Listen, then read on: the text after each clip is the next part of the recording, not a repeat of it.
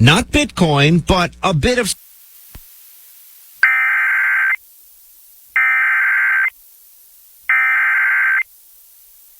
The National Weather Service in Midland has issued a severe thunderstorm warning for northwestern Eddy County in southeastern New Mexico until 4:30 p.m. Mountain Time.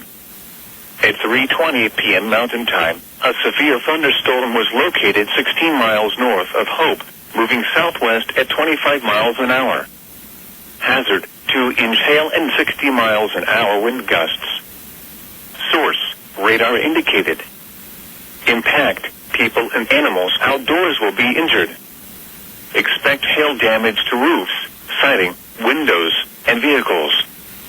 Expect wind damage to roofs, siding, and trees.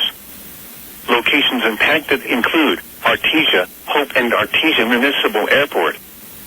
For your protection, move to an interior room on the lowest floor of a building.